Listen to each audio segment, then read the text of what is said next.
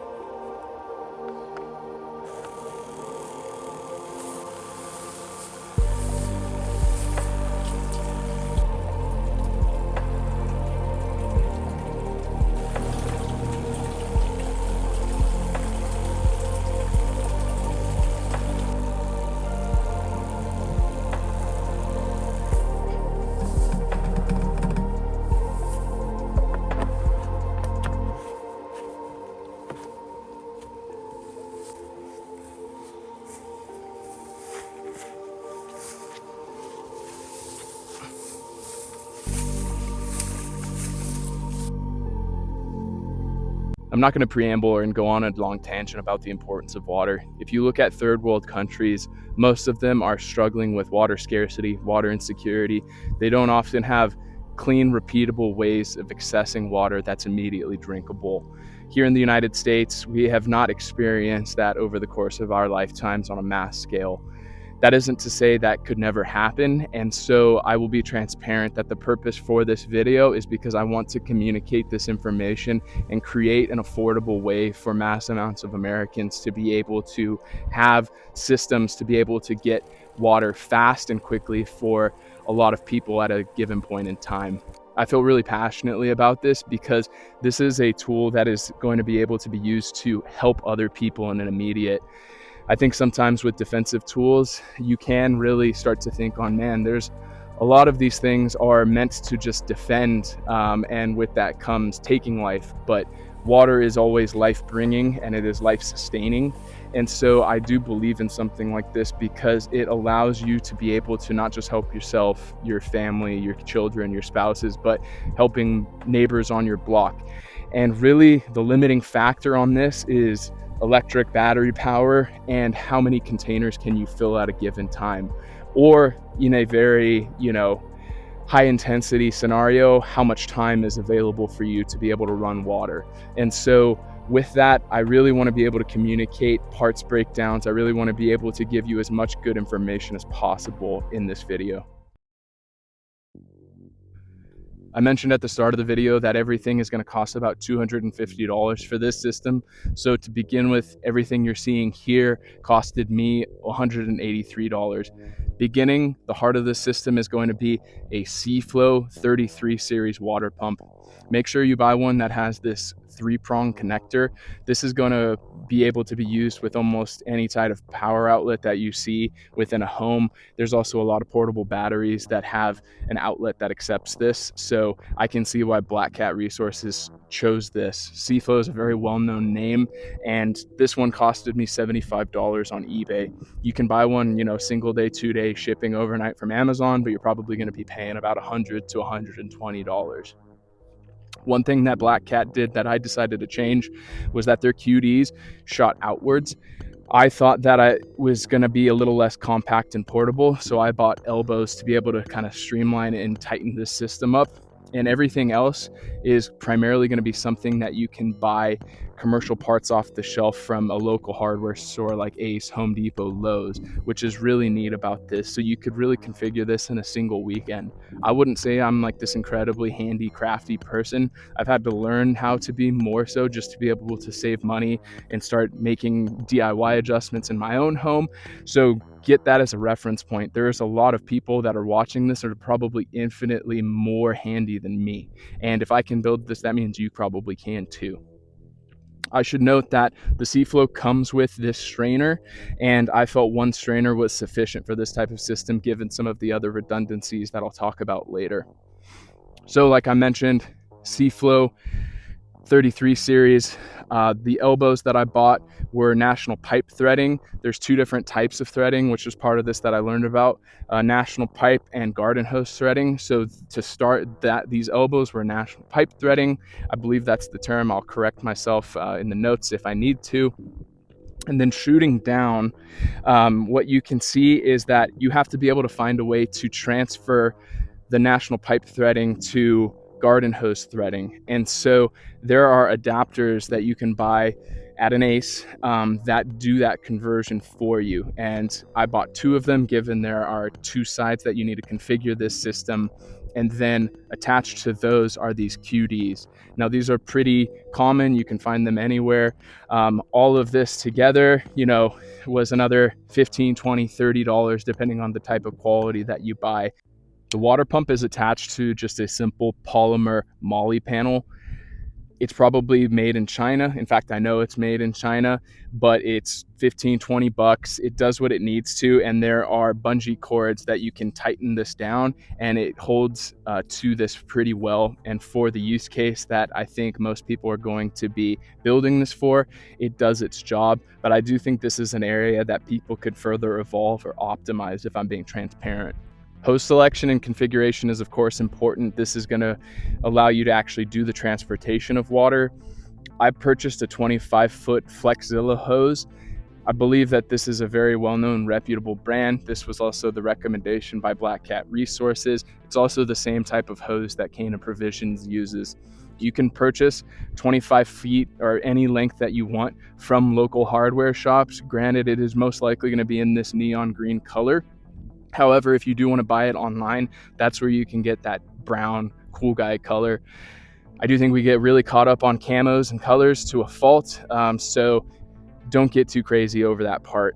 If you buy, say, a 25-foot length, you can do what I did, and you can literally just cut it in 5 and 20-foot increments, and then you can buy hose repair kits and use the QDs along with hose repair kits to be able to make sure that you can easily configure and attach these to each other. So it's honestly nothing too crazy. The 5-foot length or even shorter length that I have here, this is going to have threading that I've kept on it in order to be able to attach water filters, which I'll get to in a little bit later in this video. On the longer length, which is going to be this side, because this is going to be the side that you run your dirty water up. It's going to go through your pump and it's going to go out the pump onto the other side, and that's where you're going to be collecting your water. You want to have a strainer. I bought this strainer off of Amazon. It was very cheap. It came in a 2-pack, so I have a spare if I ever need to do any sort of repair on this. And so between this strainer, and a filter on the other side, that's giving you 3 methods to be able to ensure that your water isn't as dirty as it possibly would be. I know there are many people that are really obsessed with the stat sheet. So some details on the Seaflow pump specifically are that this pushes at 3.3 gallons per minute. For my folks overseas that are using the metric system, I believe this is pushing at 12.4 liters per minute. This is also using 45 PSI. Now, this is a metric that's important to focus on later on, because when you are actually hooking up a filter to your system, you need to be aware of how much pressure you're pushing through that, because some of those filters can only handle so much PSI. Lastly, for all you folks that are going to be commenting, he hasn't talked about priming the pump. He hasn't talked about if it's a self-priming pump. Yes, it is. I haven't had any issues with it. Every time that I've plugged it in, turn it on, it's been from a bare source. It's been dry and it's ran 20 feet up. It's ran through this. It has never overheated. I've never had a single hitch with it. So as far as the pump priming type of discussion, There are smarter people than me that can comment in below and talk about why it's such an important thing. But the short answer is no, I haven't had any issues. So power, right? You need to find ways to be able to actually get this thing going and moving fast and reliably. So you do have the benefit of this is a very universal way of getting power. It's, if you could use this from your home, you could plug it straight into your home. But if you need a portable power source, right, there may be adapters that you can use for your vehicle that you could plug this out of and potentially use. But more than likely, you're going to just want to buy a portable battery. This is the one that Black Cat recommended. This costed $60. It is called a Syncue, and it is obviously from overseas. I am not some sort of tech wizard when it comes to portable sources of power, so I'll let smarter, more artistic minds fight below in the comments about if this is a good choice or not. However, in my testing, which has been over several months now, I've been using this and it's been very consistent and reliable. This is my source that I plug it into. One nice thing is that there is an AC on and off switch that's located right here. So even if I plug this in, I need to turn this on in order for the device to actually start working. With a lot of systems that you're using, if you don't have this manual off on, it's just going to start running right away. So that is a nice benefit of this, and you do have a visible indicator of how much juice you got on your system. And so right now I'm at about 83%. I haven't really charged this at all since I've purchased it, and I've used this and been pushing gallons and gallons of water through this, and it hasn't chewed up this battery incredibly fast. Another nice thing is that this thing has been getting wet just because I've been using the hose, right? Sometimes I'll pull the hose over and I'll just completely douse this thing with water, but I haven't had any issues with it, and it has given me no problems. So this is another flexible area that I think you could get away with using your own power source preference, whether you want to go with a Jackery or something like that. This is just an example of what I'm using, but it was $60. So 183 plus 60, we're looking at about $243 so far. I'm going to try to be as efficient and transparent as possible when talking about this product. And one of the things that I want to start with is demystifying the concept of portable water pumps. For many of you watching, the only exposure or knowledge of a portable water pump system you have is the Cana Provisions AR-1. When that product was released, it ruffled a lot of feathers and left a bad taste in a lot of people's mouths. One, because it was priced very expensively, anywhere from $800 to $1,000 if I recall correctly. Second, there was sort of an inauthentic push by peripheral companies that were supporting Cana, because I do believe genuinely that it sounds like a good group of guys that believe in a mission and want to equip other people well. But because of that hardline push, you started to get this sense of gatekeeping around this concept. And it's clearly starting to be proven that you can build systems that are going to hold up well in the immediate and potentially in the long term. But there was a period of time where it sounded like it's either the AR-1 or nothing else. And so fast forward several months later, Black Cat Resources releases their parts list for their own water pump. They don't directly associate these two with each other. I honestly just feel like being transparent and saying that this is my attempt to be able to recreate an AR-1 type product. And it is the civilian first perspective on that, because there's a lot of money that could be spent differently for $800 to $1,000 for a pump that doesn't actually provide any sort of filtration or purification. And so this is a passion project. One, because I do think we need to get this out for a lot of people to really start configuring and testing and seeing where the shortcomings are. But two, I do honestly think that it should be a not as expensive product. I don't care if it's necessarily niche. If you are a professional user, then you should buy the AR-1, and you should spend that money for something that has a warranty, something that has aftermarket support. But if you're like me and you are really just trying to be forward facing for your community and for your own survival, give this a look. I think all of you deserve more than me just doing some instructions and showing off how it could theoretically be used in a garage or in a very controlled environment. So today I tried to do something that was a bit above and beyond that. I went to a local water resource near me. There's a pretty well-known river that is accessible to me. And there's a few key lessons that I've kind of already been learning throughout the course of just doing this for you all. One is that most people overestimate how close their water source is.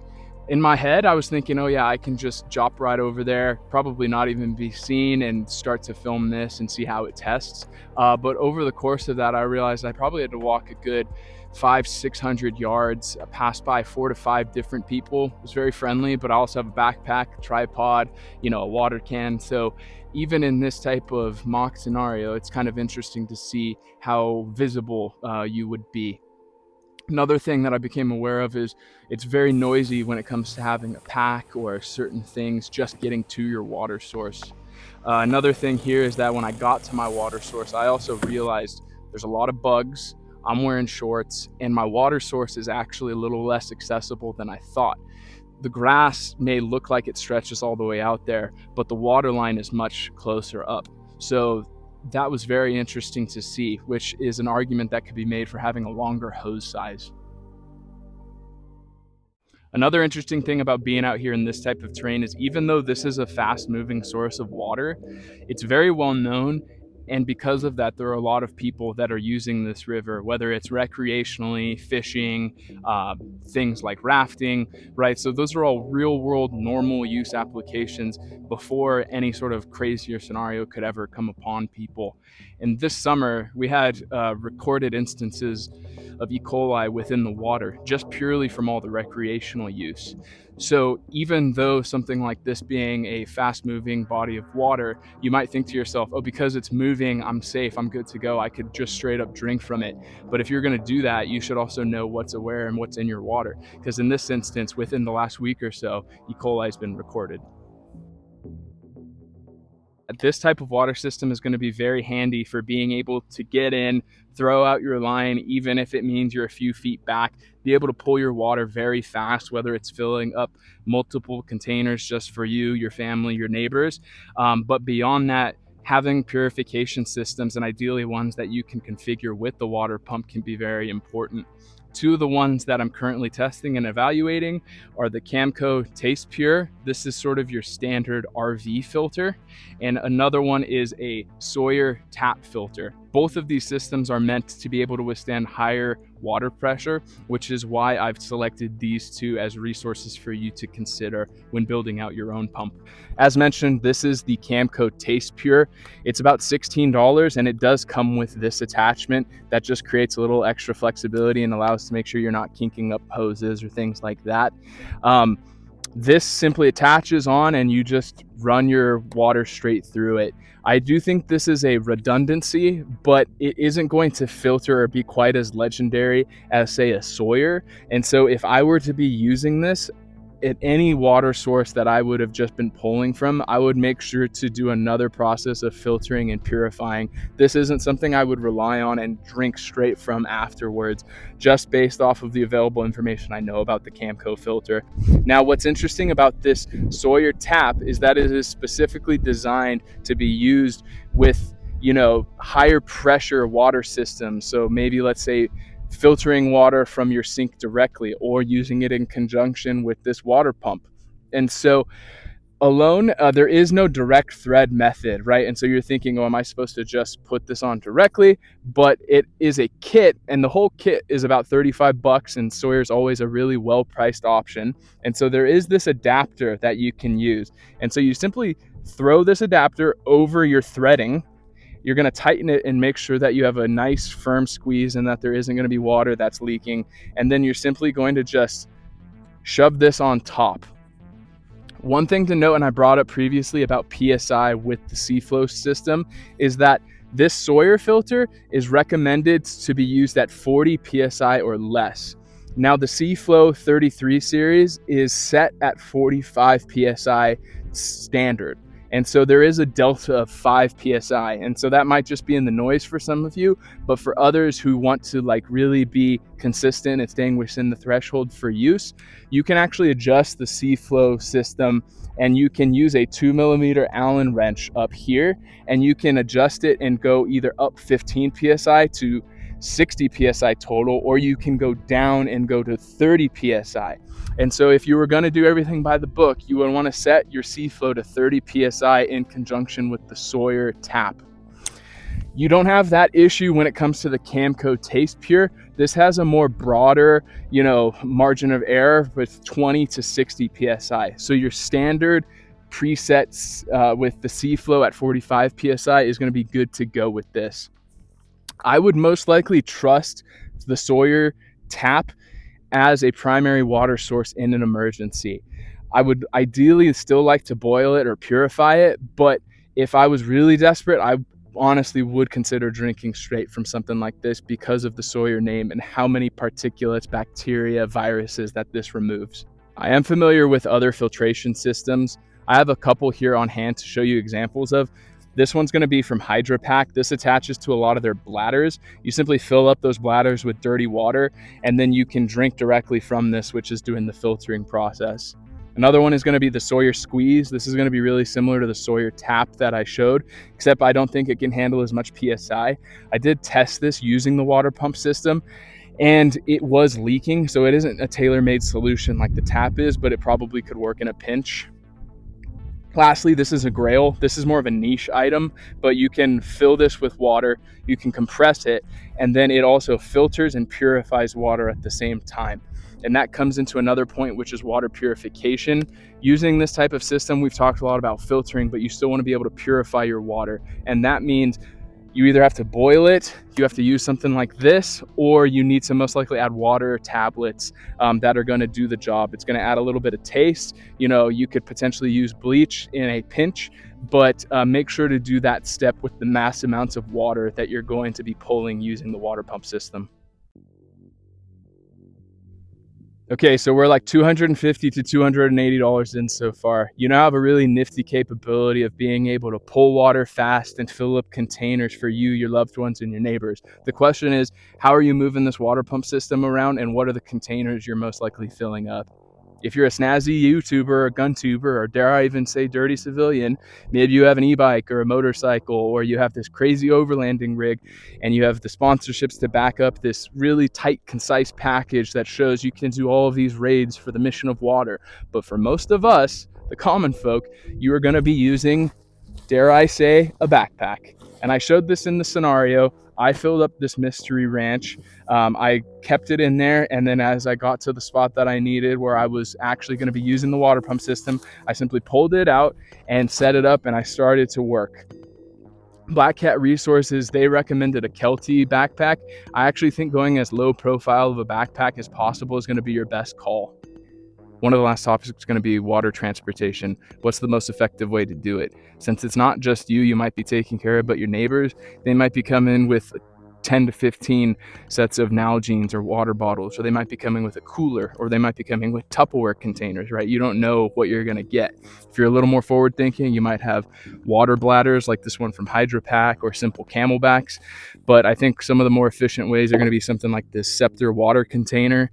This is military grade for whatever that's worth, but there's also other options that are a little cheaper, like Resilient Rhino. There are people that will sell you stickers on whether your water is clean or dirty.